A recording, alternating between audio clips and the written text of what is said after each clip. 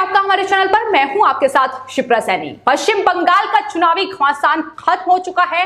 Exit poll के आंकड़े सामने आ चुके हैं और इन आंकड़ों पर बातचीत करने के लिए हमारे साथ जुड़े हैं राजनीतिक विश्लेषक पवन त्यागी जी, जो एग्जिट पोल पर आंकड़े जो आए हैं उनसे राय लेंगे। पवन त्यागी जी, स्वागत है आपका जी। सबसे पहले मैं बता दूं कि जो एग्जिट पोल के आंकड़े सामने आए हैं उसमें बीजेपी को एक बड़ी जीत हासिल होती नजर आ रही है। 210 सीटें बीजेपी के खाते में जा रही हैं। वहीं अगर टीएमसी की बात की जाए तो 56 सीटें उनके खाते में जाती दिखाई दे रही हैं। इसके अलावा लेफ्ट को 28 सीटें मिल रही हैं। लेकिन ये इतना बड़ा बदलाव पश्चिम बंगाल में आखिर कैसे मुमकिन हो पाया? देखिए, ये जो बदलाव है ये शुरुआत के दिनों में अगर देखें तो कांटे की टक्कर कहा जा रहा था कि टीएमसी और बीजेपी में कांटे की टक्कर है। कुछ लोग कह रहे थे बीजेपी के लिए सत्ता पाना बहुत मुश्किल है, क्योंकि ममता बनर्जी वहां जो तुष्टीकरण की नीति करती आई है, जिस तरह से मुस्लिम वोटें उनके साथ है और दीदी का महिलाओं में जो घुसपैठ है, उसके कारण बीजेपी को मुश्किल होगी और बड़ा खींचतान के होगा।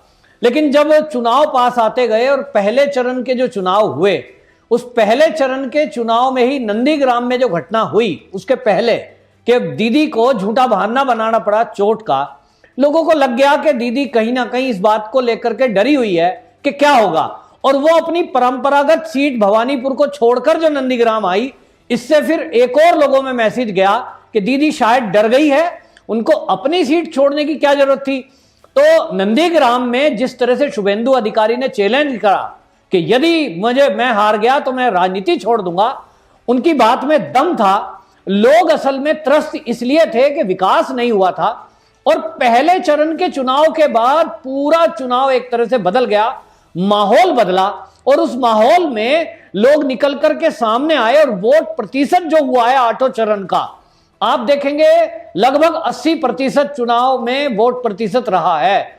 यह वोट प्रतिशत वो है कि जो डर कर बाहर आया है, डर से बाहर आया है, नहीं तो 50% से ऊपर वोटिंग होती नहीं थी। गुंडे वोट करते थे, बमबाजी होती थी, डर के मारे आम आदमी घर से निकलता नहीं था, और टीएमसी के लोग ही बस बूथ कैप्चर कर लिया, वोट डल गई। इस बार ऐसा नहीं हुआ है।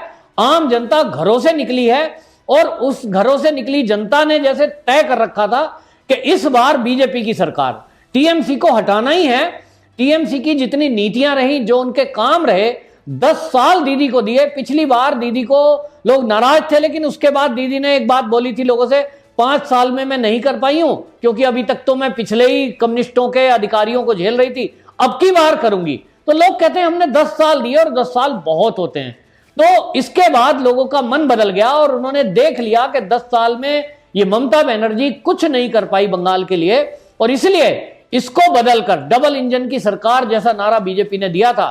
तो उन्होंने देखा कि जिन राज्यों में बीजेपी की सरकार है, केंद्र में बीजेपी की है ही है, वहां विकास ज्यादा तेजी से हुए हैं।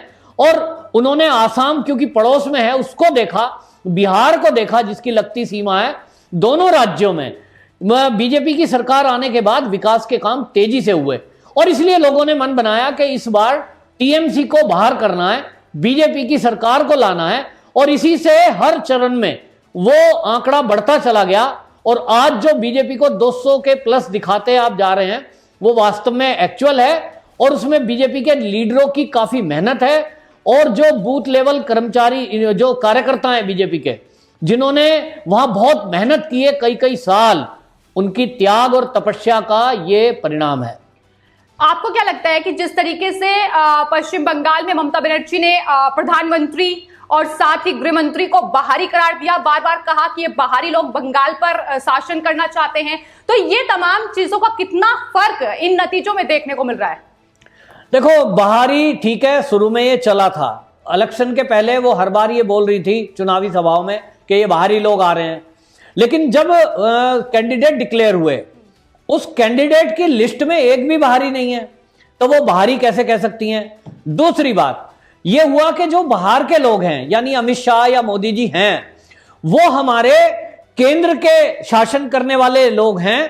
केंद्र से जो मदद दे रहे हैं, वो आसाम को उन्होंने मदद दी, बिहार को मदद दी, और जो अपने हैं लोगों के बीच में एक मैसेज दिया गया भाजपा के जरिए कि भाई अभी तक तो 10 साल से आपके अपने ही थे, ममता बनर्जी अपनी ही थी, तो उसने क्या किया?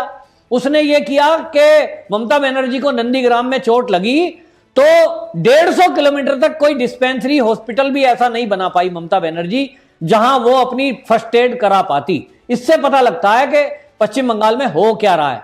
और कटमनी, टोलाबाजी, गुंडागर्दी जो हुई, तो लोगों को ये बीजेपी ने मैसेज दिया कि देखिए बेशक हम बाहरी हैं, लेकिन आपका अपना आपको क्या दे रहा है? गुंडागर्दी दे रहा है, ना विकास मिल रहा है, ना केंद्र की तरफ से जो सुविधाएं मिल रही हैं, जो योजनाएं लाभ ले रहे हैं लोग, इस राज्य में नहीं दी जा रही है। और जो यहां पर घुसपैठिए हैं, रोहिंग्याज हैं, उनको ममता बनर्जी सारी सुविधा दे रही है। तो ये घर का होते हुए घर वाले लोगों को सुविधाएं नहीं मिल रही है, पश्चिम बंगाल के लोगों को। बाहर वाले तो बांग्लादेश के लोग हैं, रोहिंग्या हैं, उनसे प्रेम क्यों, उनसे तो प्यार। और अपने ही देश का यदि अमित शाह या मोदी जी उनको वो बाहरी कह रही है, और इसलिए दोगली नीति, दोगली भाषा ये लोगों ने समझ ली, और इसलिए लोगों का गुस्सा फूटा कि आप अपने देश के प्रधानमंत्री और गृह मंत्री को बाहर का बता रहे हो, लेकिन बांग्लादेशियों को, रोहिंग्याओं को आप प्रेम दे रहे हो, उनको सारी सुविधा दे रहे हो। आखिरकार ये दोगलापन अब नहीं चलेगा। और लोगों ने इस बात को समझा कि ममता बनर्जी केवल वोट की राजनीति कर रही है, तुष्टीकरण की राजनीति कर रही है, मुस्लिम तुष्टीकरण कर रही है, जिसका बहुत बड़ा एक असर इस चुनाव पर पड़ा है। और इसलिए वो कहते हैं कि धोबी का कुत्ता ना घर का ना घाट का। तो ममता की हालत ऐसी हो गई कि वो अपने को ना तो मुस्लिम सिद्ध कर पाई, ना वो हिंदू ब्राह्मण सिद्ध कर पाई, और इसलिए वो बीच में लटक गई, और इसलिए अब वो बीच में ही रहेगी।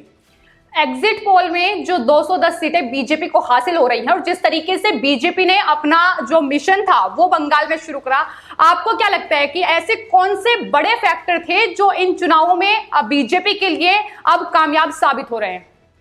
एक तो सबसे बड़ा जो ममता बनर्जी की पश्चिम बंगाल में ताकत थी वो थी महिलाएं। महिला कैडर जो है वहां ममता बनर्जी के साथ काफी स्ट्रांग था, और उन्होंने बाकायदा कैंपेनिंग पिछले 2 चुनाव में भी की थी, और उनका एक असर भी रहता है। तो पिछला जब 2019 का चुनाव हुआ तो इसी महिला विंग ने बाकायदा एक अभियान चलाया था ये कहकर कि हम महिला हैं और ममता दीदी महिला है, महिलाओं के लिए हम कुछ करेंगे। क्योंकि महिलाओं को रोज छेड़छाड़ की, बलात्कार की, इस तरह की घटनाएं बढ़ती जा रही थी बंगाल में। तो पश्चिम बंगाल की महिलाओं की कम से कम एक मांग थी कि महिलाओं को सुरक्षा दी जाए। तो महिला सुरक्षा के नाम पर 19 का चुनाव जीतकर ममता दीदी आई थी। लेकिन हुआ ये कि जब वहां पे कलकत्ता के अंदर एक बलात्कार होता है, उसको करने वाला कोई मुसलमान था जिस पे आरोप लगा, मुस्लिम है, इसलिए ममता दीदी ने क्या बयान दिया, उन्होंने बोला एक बच्चा है, उससे गलती हो गई है, चलो माफ करते हैं, और उसके खिलाफ कोई कार्रवाई नहीं करी। तो इससे आक्रोश फूटा, और महिला सुरक्षा के लिए दीदी ने कुछ नहीं किया। और महिला सुरक्षा के नाम पर, महिला बच्चियों के नाम पर जो सुविधाएं दी जाती थी स्कूल में पढ़ने की और किताब की और फीस की, वो भी लड़कियों का जो यूथ है उनका कहना है कि केवल टीएमसी के लोगों को छांट छांट कर उन्हीं को ये सुविधा दी गई, आम जनता को वो कन्या लाभ वाली योजना उसका कोई लाभ नहीं मिला। तो एक तो ये महिला वाला फैक्टर रहा कि ये जितनी लेडीज थी, महिला थी वहां की, ममता बनर्जी के साथ खड़ी थी, वो सब की सब शिफ्ट होकर के बीजेपी की तरफ आई। दूसरा, कभी भी पश्चिम बंगाल में पिछले 2 चुनाव में या उसके पहले जब कम्युनिस्ट भी था, हिंदू मुस्लिम करके इलेक्शन नहीं हुआ। वहां बहुत पढ़े लिखे लोग हैं, सेंसिटिव लोग हैं, वो कभी इन बातों में आते नहीं हैं। और कम्युनिस्ट की विचारधारा वहां पिछले 70 साल से, जब से देश आजाद हुआ है, वो रहा है। लेकिन इस बार पहली बार देखा कि हिंदू मुस्लिम करके भी वोट हुआ, क्योंकि उवैसी जैसे लोगों ने कुछ बयानबाजी की। फिर इसी में फुरफुरे शरीफ के जो पीरजादा थे उन्होंने कुछ बयानबाजी की, और उसके कारण ध्रुवीकरण हुआ। इस ध्रुवीकरण के कारण सबसे ज्यादा नुकसान ये टीएमसी को हुआ, क्योंकि जो मुस्लिम वोटर था उन्होंने देखा ममता दीदी तो हिंदू बन रही है, ये तो ब्राह्मण बन रही है। और ब्राह्मणों को पहले से यह पता था कि ममता बनर्जी फुरफुरे शरीफ के पीरजादा और इन सब के लोगों का समर्थन कर रही है। वहीं जो है मुस्लिम तुष्टीकरण में इतनी गिर गई कि वो गौ मांस खाने की बात कर रही है, खुलेआम गौ मांस की पार्टियों में जाकर सपोर्ट कर रही है। तो लोगों को लगा हिंदू ऐसा कैसा हो सकता है जो गाय का मांस खा रहा है या खाने वाले का सपोर्ट कर रहा है। तो हिंदुओं को यह लग गया कि यह केवल चुनाव में ममता दीदी को गोत्र याद आ रहा है, असलियत में ये मुसलमान ही है। और मुसलमानों को यह लग गया कि ये आज हिंदू बन रही है, ब्राह्मण बन रही है, और ये कलमा पहले पढ़ती थी लेकिन आज कह रही है मैं तो ब्राह्मण हूं। आज ये चंडी पाठ कर रही है मंच से। तो कहीं ऐसा ना हो चुनाव के बाद ये पूरी बदल जाए और अब की बार हिंदुत्व की तरफ झुकाव हो जाए। तो उन्होंने अपना रास्ता खुद चुना मुसलमानों ने, और उन्होंने कहा कि ये जो हमारी पार्टी है आईएसएफ, हम अपने लोगों को वोट देंगे। और मुस्लिम कैंडिडेट आईएसएफ ने खड़े किए थे हर सीट से, और इसलिए ज्यादातर मुस्लिमों की वोट आईएसएफ को मिली। जहां त्रिकोणीय मुकाबला था कि वहां टीएमसी का भी मुसलमान खड़ा है, आईएसएफ का भी मुसलमान खड़ा है और एक बीजेपी कैंडिडेट खड़ा है, तो वहां बीजेपी कैंडिडेट को इसका लाभ मिला है।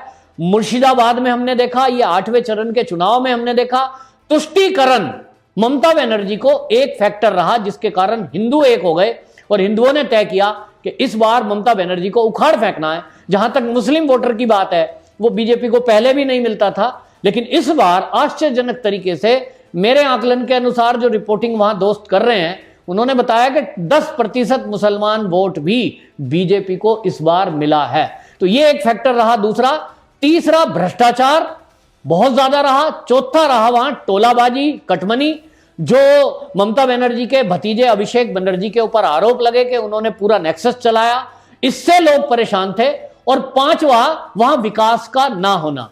केंद्र सरकार की जो योजना, निशुल्क आवास और बीमा योजना, जितनी भी किसान निधि योजना, वो जो योजनाएं थी केंद्र की, वो लागू नहीं करने दी ममता बनर्जी ने। इसकी वजह से आम गरीब लोग ये समझ गया कि ममता बनर्जी अगर इस बार फिर से आई तो ये केंद्र की योजनाओं को लागू नहीं होने देगी, और इसलिए इसका हटना जरूरी है। तो ये 4-5 बड़े बड़े फैक्टर रहे जिसके कारण ममता बनर्जी अब पूरी तरह से बाहर है। और मैं तो अभी भी कहता हूं, ये सर्वे आए हैं बेशक सभी चैनल के, ममता बनर्जी को बहुत बड़ी डिफीट है। ऐसा ना हो कि ये जो कांग्रेस प्लस का गठबंधन है आईएसएफ का, ये दूसरे नंबर पे आ जाए। मेरा एक और आपसे सवाल ये है कि शुरुआत में ही जब इस बंगाल चुनाव का बिगुल बजा, उसकी शुरुआत में ही ममता बनर्जी ने जय श्री राम के नारे का विरोध जता दिया और खुलेआम ये विरोध व्यक्त किया था। इसका कितना बड़ा नुकसान इन चुनावों में आप देख रहे हैं ममता बनर्जी को मिला? हाँ, ये आपने बहुत अच्छा सवाल किया कि वास्तव में मां की भूमि पर, क्योंकि पश्चिम बंगाल को माना जाता है कि मां की भूमि है, वहां मां के नारे तो लगते हैं, लगा सकते हैं। ममता बनर्जी ऐसा शुरू में बोलती थी, लेकिन वो पश्चिम बंगाल जिसको ये समझ में आया कि जब ये मंच से कलमा पढ़ती हैं तब तो ये मुस्लिम वेश धारण करती है और मुसलमान बनती है। तो अगर कोई जय श्री राम का नारा लगा रहा है, ये हिंदू भगवान है, हिंदू देवी देवता है, अगर इनका कोई नारा लगा रहा है तब इससे एलर्जी क्यों? और इसलिए ममता बनर्जी ने पकड़ पकड़ के जब जेल में डालना शुरू किया जय श्री राम नारा लगाने पर, उनको रुक रुक कर गाली देने लगी। इसका यह असर पड़ा कि यह ममता बनर्जी के विरुद्ध एक अभियान खड़ा हो गया। और जय श्री राम का नारा, ये मैं कह रहा हूं, ममता बनर्जी के सफाए में हिंदुओं को एकजुट करने के लिए बहुत बड़ा एक परिवर्तन करने का नारा बन गया। और आज मां की भूमि पर जय श्री राम के नारे गूंज रहे हैं। ये सिद्ध कर दिया जय श्री राम के नारे ने कि ये इस नारे में इतनी ताकत है कि ये लोगों को इकट्ठा कर सकता है और किसी भी राक्षसी प्रवृत्ति को विनाश करने के लिए ये नारा ही काफी है। तो फिलहाल पश्चिम बंगाल के चुनाव खत्म हो चुके हैं, एग्जिट पोल सामने हैं। बीजेपी पश्चिम बंगाल में बड़े मार्जिन से जीतती नजर आ रही है। जो खेला होवे का नारा पश्चिम बंगाल में ममता बनर्जी ने दिया था, दरअसल उलट हो गया है। बीजेपी ने टीएमसी के साथ खेला कर दिया है और इसी पर ही पवन त्यागी जी ने हमसे बातचीत की। आपका बहुत बहुत धन्यवाद।